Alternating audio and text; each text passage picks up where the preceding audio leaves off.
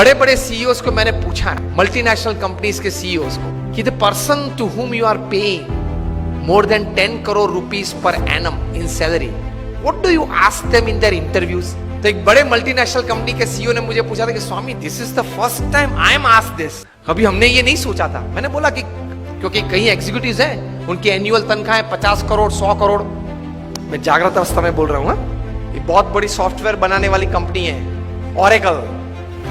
Oracle company है। आप net पे जाके ऑरेकल खोलना, एलिसन नाम डालना और उनकी तनख्वाह आप देखना। पिछले 5 साल की उनकी एवरेज तनख्वाह है $400 million per year. Silence. $400 million, $1 million मतलब 65 करोड़ गिन लो, चलो राउंड फिगर 70 करोड़ गिन लो। $1 million is $10 lakh is 7 crore rupees. So 400 million is 2800 crore rupees per annum salary.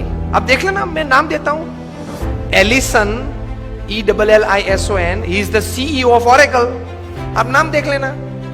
अभी परसों ही आपने सुना होगा सुंदर पिचाई का, गूगल के सीईओ, पर डे की सैलरी 3.5 करोड़।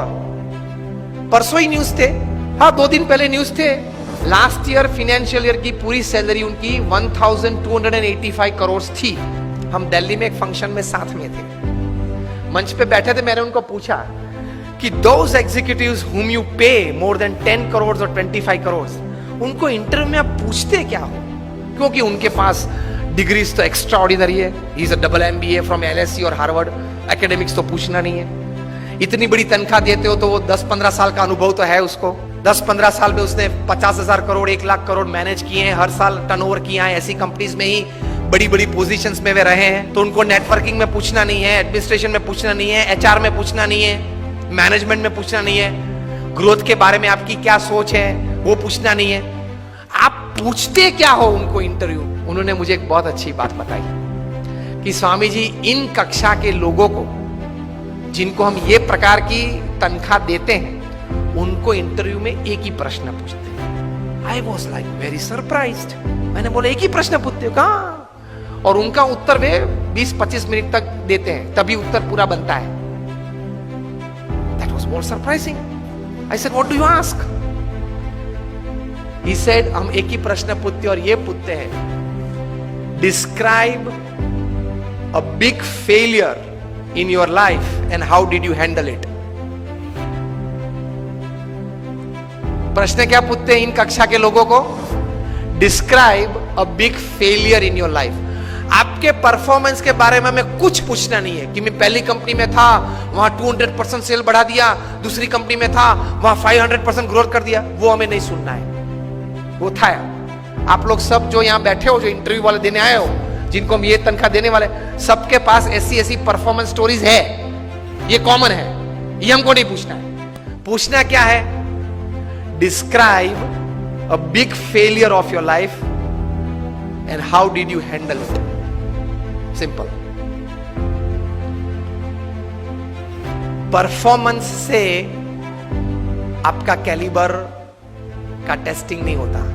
वो तो किसी को भी चांस मिल जाता है, प्लेटफॉर्म मिल जाता है तो कूद लेता है। How did you handle failure? How did you handle a setback? How did you handle a fall in your life? That is important. क्योंकि अब रूटीन में जब हमारी अगर हमने आपको हायर कर लिया, रूटीन में हमारी कंपनी चलती होगी, तो आप तो अच्छा परफॉर्मेंस दिखाए नहीं वाले हो।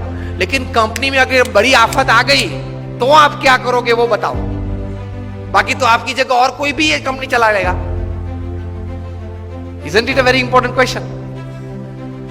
उसमें वो मल्टीनेशनल कंपनी के सीईओ ने मुझे बताया कि स्वामी, इसके उत्तर में उसको 20-25 मिनट हम देते हैं और उसमें भी हम ये जांच करते हैं कि किस प्रकार के विचार और प्रैक्टिसेस उसने अप्लाई किए, वो साइड में रखते हैं। किस प्रकार के एटीट्यूड्स उसने उस वक्त रखे, उस पे हम गौर रखते हैं। What we see in his answer is not what he thought during failure, not practicals what he applied to come out of that failure. What we see is what type of attitude he kept when he was a failure, when he met failure in his life. तो महान लोग ये परिस्थिति में इस प्रकार के attitude रखते हैं। तो इसमें ये बात आती है गम खाने की। ये बहुत बड़ा विचार जो प्रमुख स्वामी महाराज ने दिए, उसमें कई प्रकार के ऐसे अर्थ आ जाते हैं। That is the greatness of life. How do you handle failures? Failure handle में सिर्फ आपका एटीट्यूड, एक ही शस्त्र आपके पास रहता है। हां, ऐसी परिस्थितियां जीवन में आएगी जब आपके मोबाइल नंबर में 400 फोन होंगे, किसको फोन करूं वो तकलीफ में आ जाएंगे आप। Even if you are the Sahara of thousands of homes, when you are lying बेसहारा in Tihar for 4 years, किसको फोन करूं? उनके मन में भी दिक्कत होगी ना कि अभी 4 साल से 10,000 करोड़ के रुपए के व्यक्ति तिहाड़ में हैं, किसको फोन करते होंगे वो? मोबाइल में तो होंगे 1000 से ज्यादा नंबर। आपके सिटी के, बेंगलोर के किंग ऑफ द स्काईज जब भारत छोड़ना पड़ा, तब भारत का पासपोर्ट नहीं यूज कर पाए, डिप्लोमेटिक पासपोर्ट पे भाग गए ना। अभी वापस लाने की सब प्लानिंग चल रही है, आएंगे शायद, और अगर मुंह खोलेंगे बड़े बड़े तकलीफ में आने वाले हैं। तो फेलियर्स जब आते हैं तब एटीट्यूड्स किस प्रकार का रखते हैं, that is very important in life. Blame game चालू हो जाती है। तो ये व्यक्तिगत जीवन में है। तीसरा एक बात कार्य दृष्टि से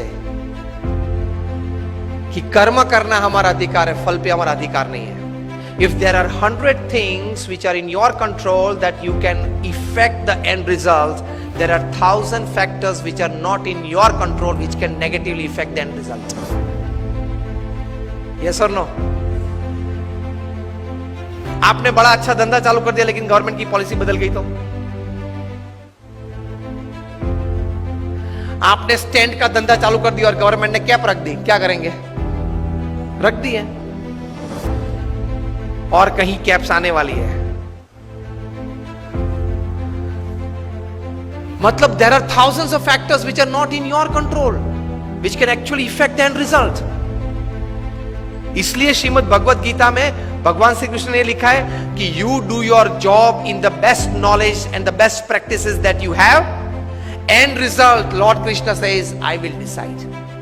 आपके पूर्व के जो कर्म हैं, आपने जिस भावना से वो कर्म किया है, जिस स्वार्थ से वो कर्म किया है, जिस एक दोनों को धक्का मार के आगे निकल गए हो, वो सब भी गिनती में तो लेना पड़ेगा ना। वो सब वो हिसाब से फाइनल रिजल्ट आता है। अगर ये बात को समझ ले तो आप कभी डिप्रेशन में नहीं आओगे, कभी स्लीपिंग पिल की आपको जरूरत नहीं पड़ेगी।